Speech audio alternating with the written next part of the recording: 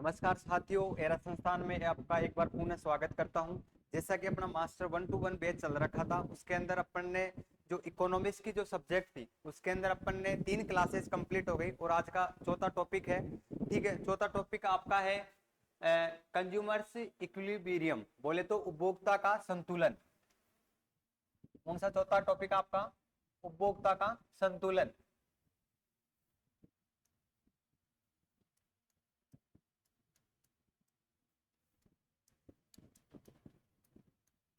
ठीक है, फटाक से चर्चा करते हैं। जहां से क्वेश्चन पुटअप होते हैं वहीं वहीं से आपको करवाऊंगा। फालतू का कचरापन नहीं लिखेंगे और नहीं करवाऊंगा। तो उपभोक्ता संतुलन के अंदर अपन टिका देते हैं जो भी आपके एग्जाम के अंदर पूछते हैं, ऐसे मान लो छप गए यहीं से।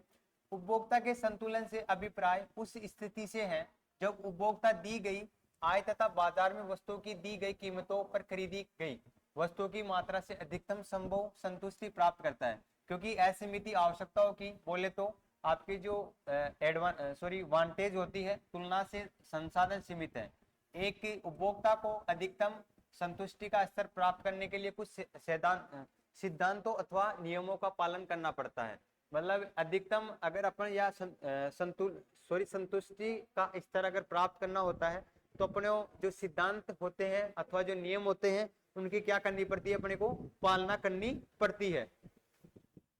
उपभोक्ता के संतुलन का अध्ययन करने के लिए दो मुख्य विधियां हैं जो निम्नलिखित है। पहली आपकी जो है संख्यात्मक उपयोगिता विधि, वो इसको अपन बोल सकते हैं मार्शल का उपयोगिता विश्लेषण। दूसरा आपका जो है संख्यात्मक क्रम सूचक उपयोगिता विधि। तो अपन पहले इसकी चर्चा कर लेते हैं आपकी संख्यात्मक उपयोगिता विधि के बारे में।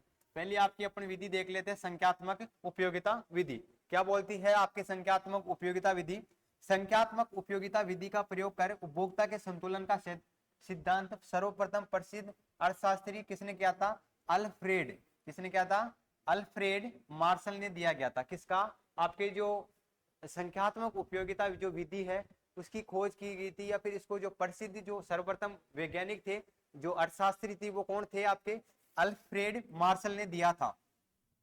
यह चर्चा करने से पहले कि उपभोक्ता संतुलन कैसे प्राप्त करता है, हमें उपयोगिता सीमांत ले लो आपकी उपयोगिता तथा कुल उपयोगिता की अवधारणा को समझने की आवश्यकता है।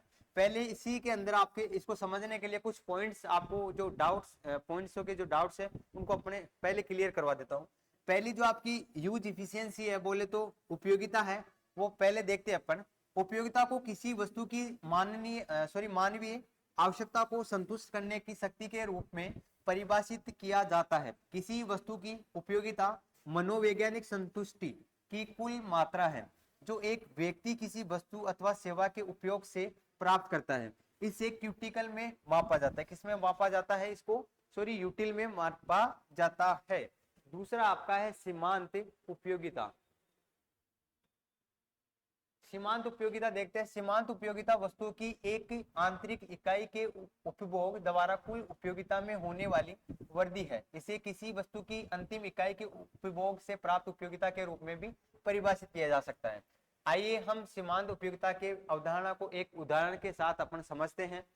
मान लीजिए एक उपभोक्ता एक संतरे का उपभोग करके कितनी 10 यूटिल तथा 2 संतरा से अपन 18 यूटिल कुल उपयोगिता प्राप्त करते हैं। मतलब 10 कितनी आपके एक संतरा से उपभोग करके अपन कितना 10 यूटिल और 2 संतरा से अपन उपयोग करके कितनी 18 यूटिल कुल उपयोगिता प्राप्त कर ले अपन, ठीक है, अचीव कर ले, तो वह दूसरे संतरे के उपयोग से कितनी 8 यूटिल उपयोगिता प्राप्त कर सकता है। अतः दूसरे संतरे की सीमांत उपयोगिता 8 यूटिल है। यदि 3 संतरों से प्राप्त कुल उपयोगिता 24 यूटिल होगी तो 3 संतरों की सीमांत उपयोगिता कितनी होगी आपकी? 24 माइनस 18। तो कितनी हुई आपकी? 24 माइनस 18 बराबर कितनी होगी आपकी? 6 यूटिल। ठीक है, इस स्थिति में तीसरा संतरा अंतिम संतरा है। इस प्रकार 3 संतराओं की सीमांत उपयोगिता 6 यूटिल है। सीमांत उपयोगिता की गणना अगर निम्नलिखित सूत्र द्वारा की जाती है तो जो आपका सीमांत जो सूत्र होता है वो देखते हैं।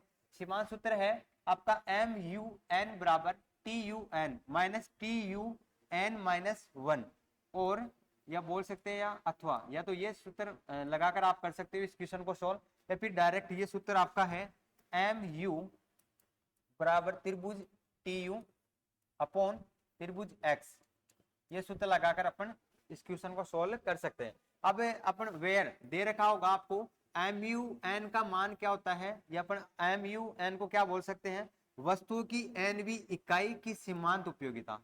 आपको एम यू एन की जगह तो क्या लिखना है, जो आपकी वस्तु होती है, वस्तु की एनवी इकाई, वस्तु की आपको क्या रखनी है, इसके अंदर एनवी इकाई रखनी है सीमांत उपयोगिता की, ठीक है। टी यू एन बराबर एन में क्या लिखना है, एन इकाइयों की कुल उपयोगिता, जितनी भी जो संख्या है, नंबर ऑफ संख्या है, उसकी क्या लिखनी है अपने को, कुल उपयोगिता लिखनी है। T U N minus one, इसके अंदर क्या है आपका सूत्र, एन माइनस वन इकाइयों की कुल यूज इफिशियंसी। तीसरा आपका है कुल उपयोगिता। कुल उपयोगिता के बारे में चर्चा करते हैं। तीसरा कुल उपयोगिता, कुल उपयोगिता किसी वस्तु की सभी संभव इकाइयों के उपयोग से प्राप्त कुल संतुष्टि। उदाहरण के लिए यदि पहला संतरा आपको 10 यूटिल, दूसरा संतरा 18 यूटिल, तीसरा संतरा 6 यूटिल की संतुष्टि देता है, तो 3 संतरा में कुल उपयोगिता 18 प्लस 6 और प्लस 8 तो कितने 24 यूटिल। वही आपको घुमा फिरा के जो आपको ऊपर दे रखा था, उस क्वेश्चन को उस सूत्र के आधार पर करके आपका जो मान दे रखा था आपको बराबर में सिद्ध करना था, तो आपको कितने यूटिल आया, आपके 24 यूटिल आ गए, जो आपको सिद्ध करना था वही आगे। तो अपना क्वेश्चन क्या हो गया, राइट। कुल उपयोगिता एक वस्तु की विभिन्न इकाइयों के उपभोग से प्राप्त सीमांत उपयोगिताओं को जोड़कर प्राप्त की जा सकती है। इसी प्रकार कुल उपयोगिता की गणना इस प्रकार की जा सकती है, जैसे टी यू जो एन था आपका, उसके बराबर अपन रखेंगे M U 1 plus M U 2 plus M U 3 plus dash dash dash M U N. अगर अपन इस सूत्र के अकॉर्डिंग करें तो ये आपको रखना पड़ेगा। अब जैसे जहां टी यू एन दी हुई हो, वहां पर आपको क्या करना है, वस्तु की एन इकाइयों की कुल उपयोगिता। जहां पर M U first, M U second, M U third और एम यू एन दे रखा हो, तो वहां पर आपको क्या करना है, पहली, दूसरी, तीसरी तथा नवी इकाइयों का क्या करना है, आपको सीमांत उपयोगिता दर्शानी है। आपको प्रेजेंट, रिप्रेजेंट, डिप्रेजेंट करना होगा। ये कंप्लीट। अब आपको यहां से तो कोई क्वेश्चन पुटअप होगा नहीं, या आप एक बार देख लेना, इसका स्क्रीनशॉट ले लो, ठीक है, साफ साफ दिखाई दे रहा है, स्क्रीनशॉट ले लो। अब आगे चलता हूं, एक बार इसका जो ये ग्राफ बनाई दी गई है, आपकी जो संतराओं की जो इकाइयां दे रखी है, उसको एक बार ग्राफ को उतार लो आप, आपको इस ग्राफ के द्वारा अच्छे से समझ में आ जाएगा। यहाँ पे आपका एम यू 0 से स्टार्ट है, आपके टी एम यू मैक्सिमम दे रखा है, ठीक है। इस संतरा की इकाइयों का संख्या का इधर क्या दे रखा है, टी यू तथा एम यू दे रखा है। यहाँ से क्वेश्चन वैसे तो पुटअप होते नहीं है, फिर भी सिलेबस के अंदर दे रखे हैं तो करवाना जरूरी समझता हूं मैं इस चीज को। यहाँ से कोई क्वेश्चन पुटअप नहीं होगा, इसको छोड़ो। सीमांत उपयोगिता हाश नियम, ये भी छोड़ो।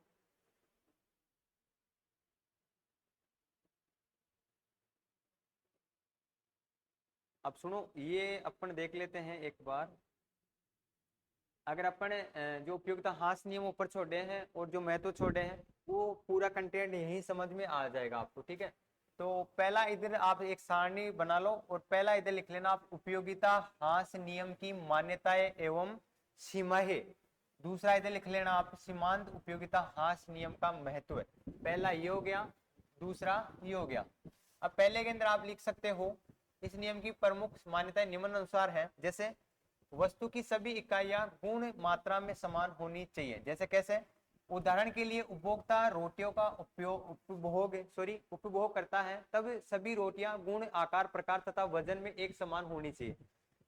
यह पहली रोटी सूखी तथा दूसरी कच्ची या फिर कम वजन की नहीं होनी चाहिए। दूसरी रोटी घी लगी हुई, अच्छी पकी हुई, ज्यादा वजन की है, तब ये नियम लागू नहीं होगा, ठीक है। मतलब कहना यही चाहता है कि आपकी जो रोटी हो उसका वजन भी सेम होना चाहिए, एक रोटी से दूसरी रोटी का वजन भी सेम होना चाहिए, ठीक है। अगर एक रोटी घी से चुपड़ी हुई है, फिर घी लगा हुआ है, तो उसके भी दूसरी रोटी के भी घी लगा होना चाहिए। अगर जिस रोटी का वजन 10 ग्राम या फिर 100 ग्राम, 300 ग्राम, 500 ग्राम है, तो दूसरी रोटी का भी उतना ही वजन होना चाहिए, तब तो ये नियम लागू होगा आपका, अन्यथा नहीं होगा।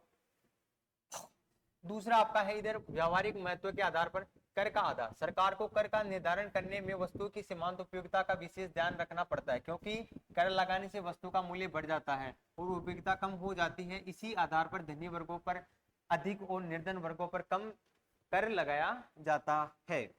दूसरा इधर लिखो, वस्तु की इकाई उपयोगिता होनी चाहिए। उदाहरण के लिए पानी की उपयुक्त इकाई एक गिलास पानी होगा, न कि एक चम्मच होगा। ठीक है। दूसरा इधर है समाजवादी, समाज की आधारशील, धन के वितरण को समान करने के लिए तथा गरीबों की सीमांत उपयोगिता को बढ़ाने के लिए सरकार अमीरों से धन प्राप्त कर इस प्रकार वे करती है कि गरीब वर्ग की आय बढ़े और उन्हें अधिक सीमांत उपयोगिता की प्राप्ति हो सके। इधर आपके तीसरा लिखो, उपभोग के दौरान उपभोक्ता की मानसिक स्थिति अपरिवर्तन रहनी चाहिए।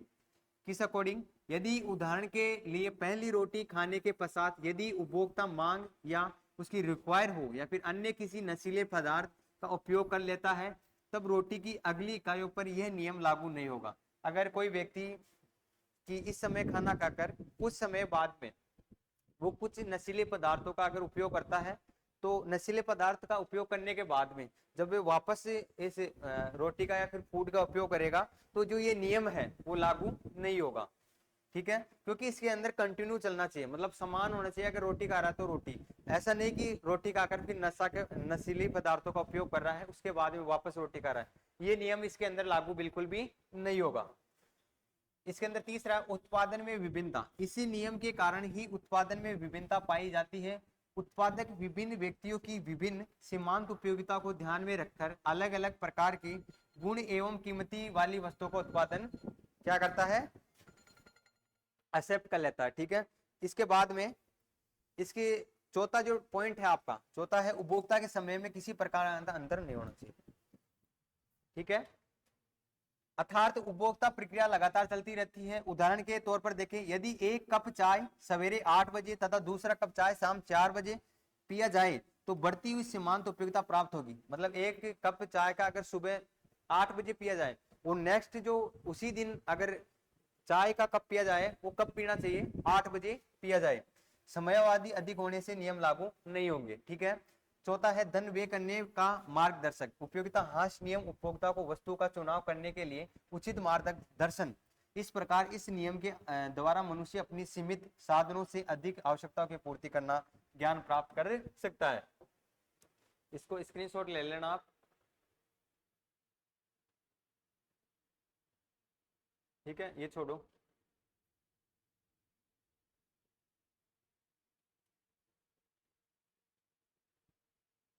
अब आपकी कितनी मिनट की क्लास हो गई? 12 मिनट की क्लास हो गई।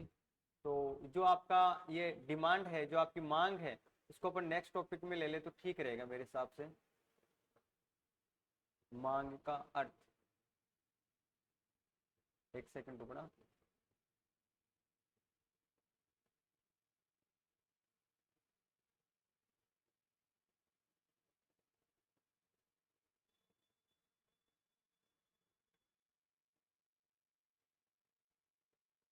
ठीक है, तो इसको नेक्स्ट क्लास के अंदर लेते हैं अपन। मांग वाले चैप्टर को अलग ही ले लेते हैं। ठीक है, ये बेटर रहेगा। मांग का अर्थ देखते हैं। ठीक है, तो आज का अपना सेशन यही समाप्त होता है।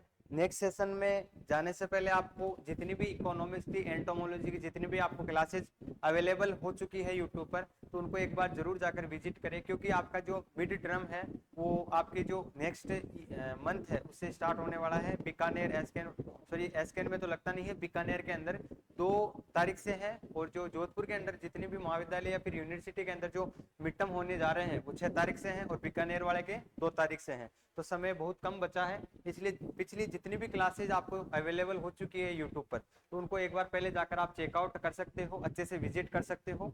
और अगर ये क्लास अच्छी लगी हो तो क्लास को ज़्यादा से ज़्यादा दोस्तों के पास शेयर करें। और जो भी दोस्त इस चैनल पर नए जुड़े हैं, जो भी विद्यार्थी इस चैनल पर नए विजिट किए हैं, तो चैनल को सब्सक्राइब किए बिना नहीं जाना है। ठीक है, मिलते हैं अपन नेक्स्ट क्लास में। जब तक जय हिंद, जय भारत, थैंक यू।